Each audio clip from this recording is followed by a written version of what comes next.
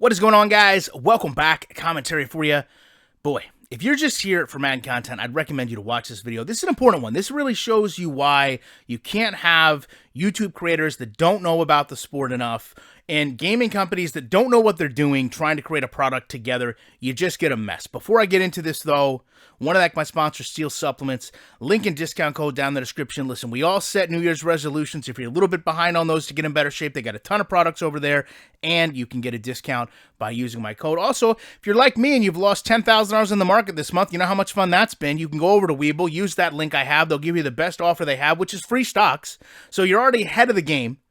Deposit $1, they'll give you the best promotion they have. You've got this guy here trying to sell you the most authentic and joyful NASCAR gaming experience. I don't know if there's a language barrier here. I don't really recall a lot of people using the word joyful when building a game, but nevertheless, he's going to go and be more transparent and authentic with their intentions during this town hall meeting. And I got to tell you, this is one of the most insane video game presentations I've ever seen. They're going to let their actions speak louder than their words, and boy, they're going to do that during this presentation. So the first thing that we're going to talk about is, are you going to add a rear view or side view mirror to the game? Since, like Mario Kart, this has been the standard of racing games. You can see what's going on behind you. This gentleman here is sitting down because his balls are the size of a small house. Because he is going to sit here and tell you as a gamer that they were releasing this only for next gen, then realize the next gen console sales weren't where they needed to be, then scale the game back. So in order to do that, one of the things they had to get rid of was the rear view mirror. And if you've got a next gen console, you'll get a mirror at some point, but anyone too broke that can't afford them, you peasants in the racing community that can't get a brand new console, you're just going to have to drive your game with no mirrors. This is the most ridiculous statement I've ever seen any gaming company say. No mirrors due to console restrictions. But keep in mind, we're about to go down Authenticity Avenue with this guy. Are you going to add fuel gauge or tire wear indicators to this game?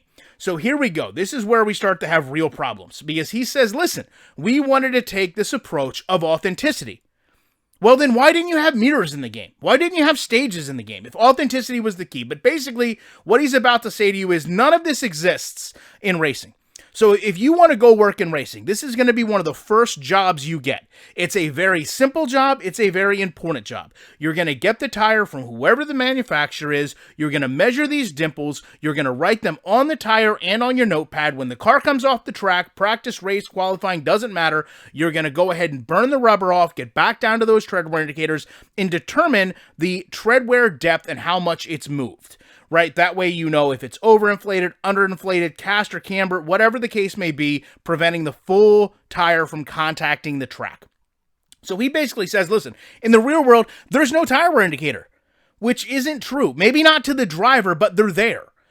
In terms of the fuel warnings, the system right now in this game doesn't work. The light comes on, doesn't come off, the spotter repeats themselves. The system is broken. It's not authentic, it just doesn't work. Now, I'm keeping this in here for continuity. He basically comes out and says, hey, are you going to add support for wheels, shifters, and pedals, right? So he says the right thing here. Yeah, we're going to be doing that. Shouldn't be in a position where the game's months after release and you still don't have this. But if we're going to stay true to authenticity, I want you to understand they don't have wheels working for everyone. Can you add custom schemes to your career mode? So you're going out, you're creating your player. Can you have a custom paint scheme? No, because you're going into someone else's car, their team, their sponsors. Your name doesn't appear on their car. Someone else's name does when you take it over, but authenticity is the issue that you can't do that. Never mind, you could just create a scheme and they could put their decals over it, but whatever, keeping it authentic. Are they going to bring back challenges? So you could go in and relive these great moments. Well, guess what? It's going to be a live service when we do it, but right now, no, because we can't get it authentic enough. We want to do what happened in the prior race weekend because, every race has a memorable moment. But this is where we start to get into the heavy hitters. Do you plan to improve stability? The cars spin way too easily, especially after contact with the wall, other cars. Pretty challenging to drive these cars because of the authenticity and the physics and tire wear. I kid you not. He says these cars are undrivable because of authenticity. Again, balls the size of a small house. Can you update the game to allow the player to control during pit lane, pit stops, all those things? Authenticity, drivers go down pit lane all the time. For some reason we can't in this game, but you know why we can't? Because they don't have all the rules and penalties in the game. Well, I thought we were being authentic. Why don't we have all the rules and penalties? That doesn't make any sense. Do you plan to improve the AI so they use more of the track to avoid wrecks and not just stop in the track or drive into the wreck? The reason they can't do this? Authenticity. They have to have the AI so aggressive so that they can be realistic to the Ricky Stenhouse simulator this game must be, that they can't avoid wrecks. But they're going to try to work on a way they can maintain that aggressiveness and then also slow down when there's something in front of them. That is the dumbest line I've ever heard somebody say. But now we really get into the big moment. Why does the car seem to pull to the left and not feel like it drives in a straight line? And this is where, other YouTube creators just don't know enough and give them awful feedback. Authentic car setups that we're using. We're going to go back in time, okay? I was actually competing in this race. Trevor Bayne smoked the field with this car. Look, I referred to it as cattywampus, right? You can tell this car is tracking sideways. The rear wheels are passing the front wheels.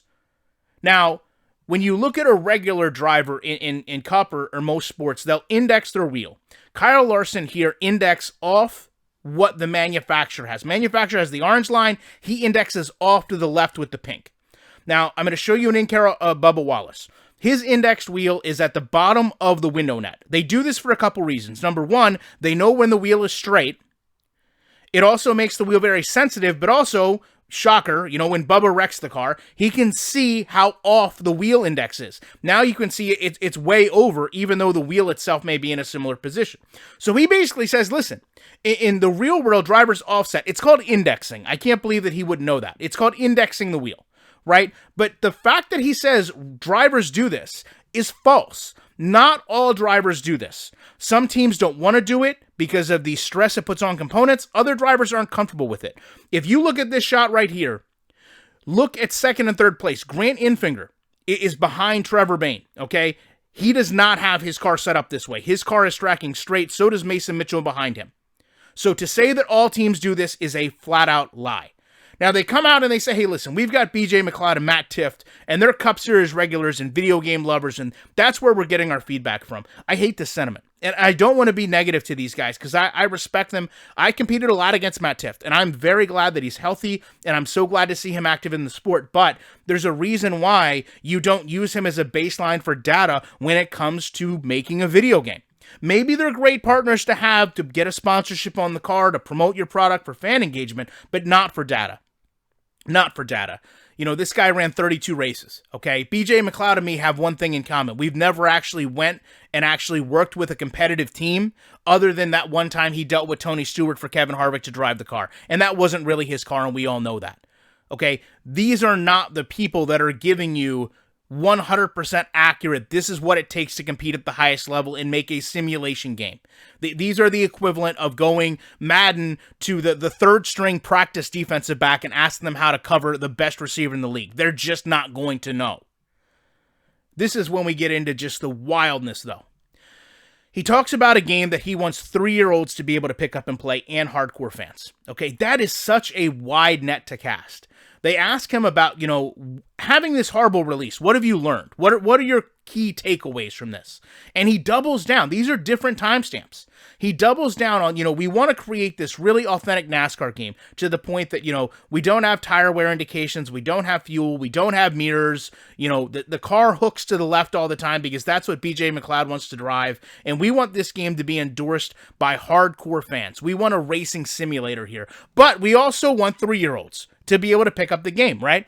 No 3-year-old is going to pick up this game and know that the car is hooking to the left because of an off-caster setup.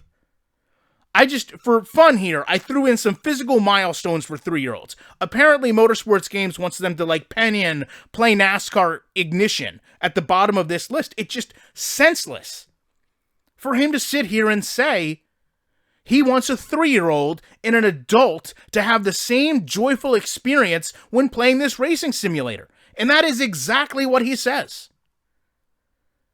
A child won't even understand the intricacies of the sport to the level they're trying to replicate it, and he's saying, hey, we're building them for that. And next year, we're going to try to make sure we don't miss some core components, right? And he talks about having overlooked stage racing. Unbelievable.